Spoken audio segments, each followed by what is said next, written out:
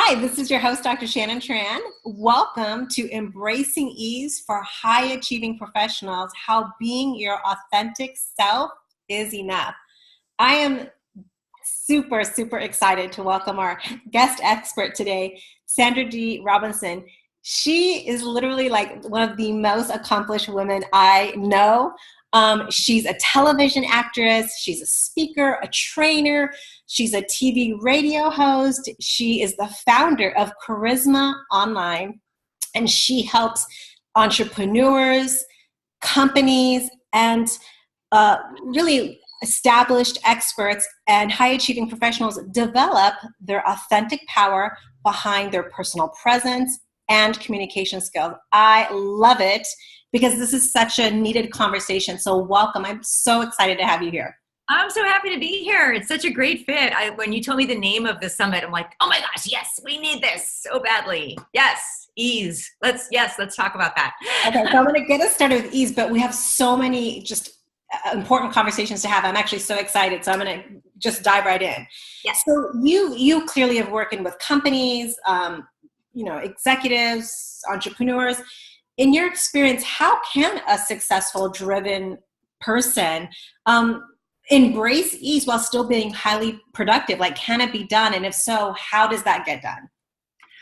I think from what I see, I work a lot with success-driven or high-achieving women in particular, and a few lucky men. But primarily, I think it's women that I work with, and I see that word balance becomes kind of a joke. It's never balanced. You never have that work-life balance, but you strive for it. So one day you may fill up with work and be totally stressed. Allow the next day to have a little bit of the other side. So even if that means that you cancel a phone call or you get up early to have some peace in the morning, I think that we have to understand what feeds our soul, and we're all different. So for me, it's one of two things, or both. Getting physical and getting outside, particularly getting outside with my horses. So those are the things that are good for me. And for someone else, that may be sitting down and reading a book and escaping into a movie or going out with friends. You know, as an introvert, for me, I find my restoration time alone and in nature usually. But I think that we have to know how we reboot, because if we don't, it just becomes this rolling snowball of exhaustion, and we just get better at handling stress, or so we think, until it knocks us down. And then, right? Yeah. And when it knocks us down, it's like I said, God's tapping you going, you need to slow down, you need to slow down, you need to slow down. And when I don't slow down, I hit a wall, either get sick or something happens, right?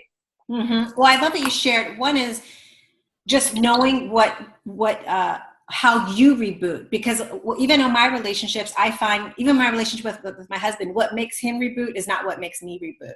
Right. And when I tried to reboot his way, I'm just more exhausted. Exactly. This is why we need our communication skills, right? Because what he finds relaxing, I don't. Yes, exactly. So for some people, it's sitting down and playing a video game. That would drive me absolutely bonkers. My brain is already on fire. Like no, I need something totally different. My husband reboots by doing something that is adrenaline laced. That's fine for me, but I don't reboot that way. So yeah, and we're all different. So, and sometimes I do, and I think about it. I mean, I love to do that stuff, and I do definitely get out of my head when I do the fun adrenaline stuff, but that's not my first go-to. If I really need to get my mind, calm, because honestly, if you can't do your best job, you can't show up as your best when you are mentally and physically exhausted. So that word balance doesn't mean that every day is going to be balanced between work and life. It just means that if you overdo one, you got to try to up the scale on the other. And that may mean making some changes in your schedule. Like I said, getting up early. I don't like the idea of staying up late, because I know some women that get into that, and then it's just like 12 midnight and then 1 and then 2. And they're like, I was up till 3 a.m. last night, and they're in a session with me at 8 a.m. I'm like, how? Right? Like, yeah. When I was 20, maybe I could do that. Yeah. Well, I know for me, I know my ideal bedtime now, and it's usually around 10:30. And it's strange, if I go past like even 11, I start to feel it the next day because I just know my body so well and I know my ideal bedtime. So I love what you're sharing. One, it's because it's really about, you got to give yourself permission to know what reboots you. Yes. Because then you won't have ease if you're attempting to do it someone else's way. Oh, no, exactly. Yeah, 100%. So this brings me to my next question, because there's this whole movement out there, as you probably know, about how to create impact and wealth being you. Yes. And I really wanted to hear your perspective on that. Like, what does that really mean? And how can someone like apply it in a practical way? Because there's just so much conversation about it. I think it can be really confusing for people what that really means. My whole business was passionately started and is based on that exact thing. So I'm a communication trainer. That means that I don't teach you how to perform. I don't teach you the way I speak so you can speak that way. I teach you to find out what you're all about, what fuels you, what lights you up, how to share that easily and enjoy it. And that is where you're best going to communicate. I can take an introvert that really just prefers one-on-one conversations and put them on a stage and have them be a speaker. I just give them a different way of looking at the situation, and I give them the freedom to use their own tactics. I've got a girl that I trained as a speaker to get up in front of a conference full of hundreds of women, which she was terrified of. And I said, because her idea of a speaker was somebody that gets up and goes through this performance and has everybody laughing. And, she's looking at people that are amazing speakers that we all know of, like Les Brown, and saying, well, I can't do that. Well, then don't. So she literally got up on the stage and had conversations with people in the audience. That's how she communicates. And it worked great because she was being her, and it felt very at ease. It was easy for her. And I think that's what is so very important. That's what you were mentioning, some of the trainers now that are really mentioning that this is the way to go. And it is, because we have so much noise. If we try to stand out with somebody else's voice, noise meaning go on Facebook, everything's video now, because everybody knows that video is going to be more of a thumb stopper, they call it, than a meme or something. And so there's constant videos. And as I'm flipping through there, what's going to make you stop? Someone that's pretending to be somebody else, or somebody that is just being themselves? And if I see somebody that is known for just being themselves and being relaxed and delivering great content as themselves, then I'm going to be much more inclined to click on that person than somebody that's performing. Okay, I want to go deeper with this because this is so powerful, because what came to my mind, and even for myself and other high achievers that I've heard from, we get used to performing, right? Because that's how you get the goods. Like, you perform well, whether it's in corporate America or you hit your numbers or whatever it may be. And right. So you associate, I have to perform. Like, I have to perform to be loved. I have to perform to be liked. So how do you get to that point of what you just described? Because it sounds like it's a transformation that needs to take place and I love what you said. You said how to perform versus just truly communicating and being authentic and being you. Like, some people might even not know who they are. And they don't. And I didn't. I mean, just a tiny bit of background on me so that people know where I'm coming from as I'm saying this. I became an actor. That was the first, I was successful as an actor. I've been in front of the camera since I was 11, and I made my living doing that for the majority of my life. But the reason that I went into acting was because I didn't think I had any value as me. I bought into some negative stuff that was fed to me as a kid, and I really thought the only reason that I should exist is to become someone else. So when we talk about finding our own voice, I really had none. I was recognized. I had fans waiting for me outside the studio, waiting for me outside my home. I mean, it was like I was successful, and I would be handed a microphone at a charity event, and they'd say, just say something, Sandy, be yourself. And I would fall apart. So that's just so people understand. Just because somebody is up and performing doesn't mean that they have their own voice that they can use and stand powerfully in it. I wasted a lot of media interviews when I had things that I would love to have gotten out, things that I was passionate about, but I didn't feel like I had the right to speak. I didn't know what my voice was unless somebody told me what character or who I was going to be. So I took a long time, and I've always been fascinated with the brain and human and animal behavior, which helped me with the acting because human behavior. That's what you studied to be an actor. And all of that kind of helped me whenever I had to find my own voice. But it took me a long time. And I went to the performance route first, by the way, Shannon, because I thought I need to learn how to perform better. And it wasn't, I mean, I can teach that to people, but the very first thing that I teach to my clients when I'm teaching them to get out and use video or TV or public speaking to promote themselves and their business and their message, the first thing I do is help them find out who they are, what makes them light up, what language are they most comfortable with, right? And when you are in that place, then we start to work on the performance so that I can help you really build a platform and build speeches that are going to be retained by your audience. You are going to entertain them, but you're going to entertain them in the way that you naturally would do so, your natural charisma. So I don't ever give somebody a character to play because that's not really a powerful place to be. And I know. Wow. So you mentioned just your own journey. Is there like an exercise that you've learned, or is there something that you look for when you can either help someone or you're assessing if a person is being the authentic self? Because it sounds like part of what you're doing is seeing what the needs are when you're helping someone with their present. So can you give us some tips, like either exercises that someone can do or tips that you look for to tell this person is being authentic, they're not, they need to? Yeah, I usually, I think I've just been trained and I've been doing this long enough that if somebody sits in front of me and tells me their message and I ask them, well, why aren't you stepping out more? I will literally be able to see their body language and their breath as they hold it when they give me the answer back to know whether or not they're being really open and willing to do that. And if they're not willing to step out in a bigger way inside, trying to do it from the outside isn't going to work.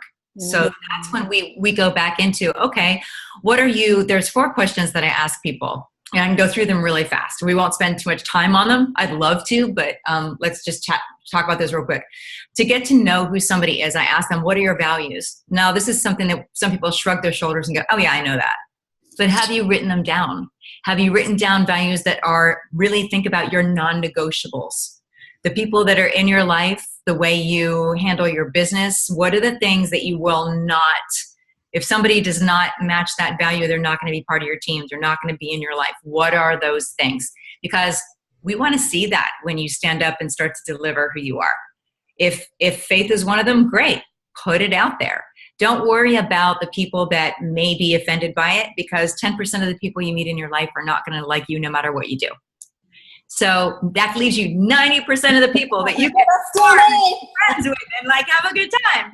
So let's look at that, right? So what are your values? Don't be afraid to put them out there and share them. You're going to be attracting people of like minds, and that's going to make you successful as we move into getting you comfortable speaking and sharing what you're all about. Who touches your heart? What problem in the world, you can look at it like this, what problem in the world would you love to solve?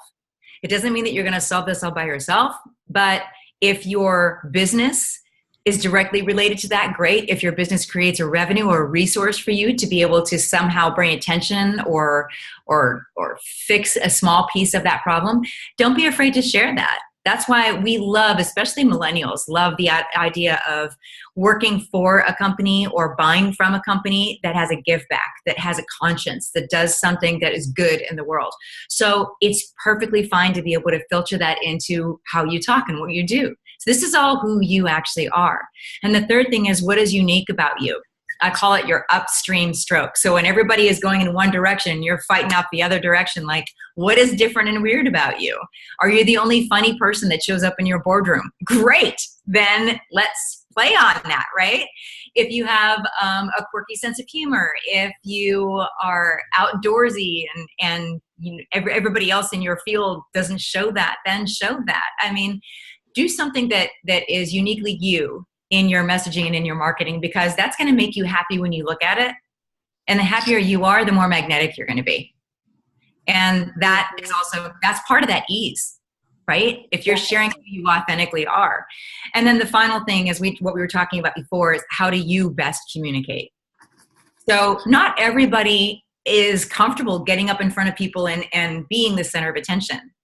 And I remember I have clients all over the world. I had one woman who I worked with in India, and she was just the tiniest, soft-spoken little thing. She's beautiful, but she was just so tiny. And in her position with her corporation, she was required to go around the world and stand on these huge conference stages and basically give statistics, but she was terrified. And so she would stand behind the podium, stand behind the podium. And she told me this, and I said, were you white knuckling the podium? And she said, yes. I'm like, okay, podiums are poisonous, so we're not going to stand behind the podium anymore. So I put her like, out front in the middle of the stage with her microphone, which at first made her feel so vulnerable, as a lot of people do when they're speaking. But she was wonderful at storytelling, and she had this great sense. She didn't have to speak up or be bold with her voice so much. That's what microphones are for. So I just said, make sure you have a mic test to make sure everybody can hear you. And then I gave her stories because she was such an awesome mom. She told stories to her kids all the time so that they would understand things. I said, so you're going to start with a story about what it's a nonprofit that she works with, a large one. I said, you're going to come up and you're going to tell a story about what you experienced on the ground level of what your charity does. And then you're going to launch into the statistics, because then they're going to be much more emotionally engaged and they're going to retain more information. So she started with something she was already good at, right? Stories. And that's ease. So I love it, because as I'm listening to you, a couple things that I hear. One is, it's like, I think because of your background, you have a talent for seeing other people's talent and then having them use their talent to really be seen in an authentic way. Yes. But it sounds like, even more importantly, you just allow people to be themselves, because a lot of high achievers haven't. And then what came to my mind is just that belief we all need of I am enough. Because in order to be yourself, you need that belief. I'm enough as I am. My voice is enough, as opposed to, no, it's got to be like so-and-so's voice. I've got to be, enthusiastic because so-and-so says I'm like, enthusiasm sells, or this. So and you just never really feel like, right. One, of course you don't know who you are if you feel like you've got to be everyone else to be successful. Yes, that's true. That's true. And I mean, I used to make we called it hush money, doing infomercials, right? And the infomercials are famous for like the sham wow guy, right? Like yelling into the camera, but wait, and I'm like, oh my gosh, I can't do that. And when I finally realized that, like, people don't have to sell like that. You can sell just by being yourself and sharing what is so good about what you do or what your service is, and just being authentic and speaking your own voice. You don't have to be this character. And it's so freeing to be able to see that. I know for myself, I had a day, I was shooting an infomercial and I had still been stuck on performing and being perfect. And something happened that I actually thought they were continuing as, there was a technical glitch, and I thought they were continuing as a rehearsal. So I just kind of relaxed. And there was another guy that was co-hosting with me. We just sort of joked around and stuff. And we went through the material, and I expected them to say, okay, now we're going to start and really shoot it. Well, they took that take and they came out and they were raving about it. And I was totally perplexed at first. I was like, but I wasn't performing. How could that be good? And that's when it hit me. I was like, oh, we were just having fun and enjoying ourselves. So it really should feel like nothing. So that's what I tell my clients now. I said, when I have them go through their speech, I said, did it feel like nothing? And they said, yeah. I'm like, great. It's hard to believe that that's actually how it should be, right? You should feel exhausted. Well, and that's so liberating, because I know for myself and just a lot of the high achievers that I work with, and I'm thinking of like one of my clients, he's a multimillionaire, and a lot of us, we just don't know how to play or relax or have fun. So I literally, even now, I've got to remind myself, because even now it's a little, because I think, oh, I work and that's fun. What if you just have fun working? And I thought, that's not healthy to way. Do you know what I mean? Like, and I have to learn actually how to have fun. So when you said that, I was like, oh wow, like that's a mindset shift. Yeah. And that's part of the ease. So if you're enjoying what you're doing, so I remember the first time that I spoke for, I think it was an hour, maybe more. The very first time I spoke, and I was selling from the stage, which was, every enemy of my brain was in that, right? It's like, who do you think you are? You have to sell from the stage. You have to make the numbers. You have to, I was up against these big, big names in this conference, and this was my first time out. So I spent like a week recording myself and going over things, and rehearsing is good, but I really got myself so worked up over like the exact way to do this. And I was exhausted at the end of it. I did okay. but I was exhausted at the end of it. And now I'm excited to get up and speak. You give me 90 minutes. I'm like, oh my gosh, that's not enough time. I want to have more fun. Like it doesn't exhaust me anymore. And so now I know that's what I want my clients to achieve. I want them to get to the point where it's not exhausting. They look forward to it. I mean, if you could look forward to, say if you had a fear of speaking like so many people do, and you could actually learn to enjoy it and deliver comfortably, how much different would you feel? How much more work could you get done the next day instead of being wiped out, right? Mm-hmm. And how many more people would be magnetized to you because you're just enjoying what you're doing? We'd much rather work with somebody that's enjoying what they're doing than somebody that's slugging through the mud in order to get the job done. Right? Yeah, because it has such a positive impact when you're in that state of feeling fulfilled and enjoying life. And that's how you get paid really well to do it, right? I mean, I guess that's how you just answered how it's done is you I guess, peeling away the layers that prevent you from being you. Yes. And sometimes those layers can be very, very stiff. Not that they can't go away, but sometimes they have to be cracked and pried off. And a lot of times women in particular will lose their identity. And, I shouldn't just say that because I'm sure men do too, but I see women hold on to titles a little bit stronger so that if a woman is going through a transition, which could mean kids going off to school, they don't feel like a mom anymore. Maybe they've lost a parent, not a daughter anymore. They're divorced, not a wife. Or some sort of a change that they maybe sold their business, so not a business owner, or left the corporate world to start a business. So now they're not a stellar employee. They're just starting a business and don't know what they're doing.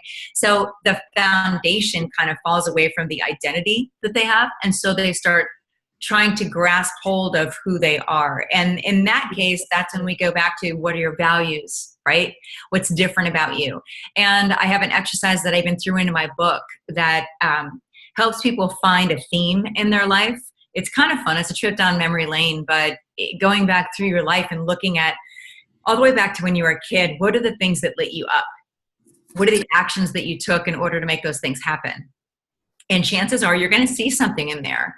If you are working as a solopreneur, I had a girl that I spent some time with as a client, and she was a chronic solopreneur, but everything that she started, she would quit within a year. And she's like, I don't know what's wrong with me. And we went back through this exercise, looking back at what she had really loved doing since she was a kid. And even back in those first things as a child, she was not by herself. She was always managing other kids to make things happen. So she would be the one of assembling everybody to go on a bike ride, assembling everybody to do a play. That was who she was. And here she is starting as a solopreneur and trying to do everything herself. So she'd burn out and get bored. And I said, you just need to find people to bring on board to create what you want to create. And that's what fit her. And then she felt so much better about stepping out with a business because she knew that she really had to find a team to work with, that she was not I'm going to work all by myself in my house and get these things done. Mm-hmm. That's not who she was. So you have to recreate it. Yeah. Yeah. So it's easier for her to be able to use her brain in a capacity to manage other people and get things done. That's just how she worked. That's how she communicates. Right. With your book, you're referring to your book, Impact? Yes.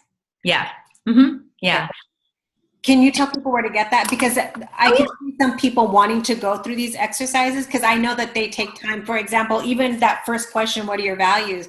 I remember when I did that question, when I was going through that process, I would say my family is my value. And then I had a little voice, how interesting, Shannon, you say family is your value, but how come you don't spend very much time with them because you're working all the time? And I saw my gap. And I'm like, how fascinating. This is my value. I feel strongly, but I don't live it. And so it's closing that gap. So I love that you shared that because it's one thing to know it and have it on paper, and then to see how you're not living it is powerful. That's exactly it. That's what I said. As soon as I said, what are your values? People were going to either roll their eyes or shrug their shoulders and go, oh yeah, I know that. But I had a mentor sit down with me, and it took me and I'm not kidding, probably almost a month just for that. because every time that I would write it down, he'd say, get more specific, get more specific. Now, Twitter, we call it Twitterizing, like take it down to the 5. I had like 30, right? By the time he said, break it down, break it down, break it down, I had like 30. He goes, now cut it down to 5. I'm like, what?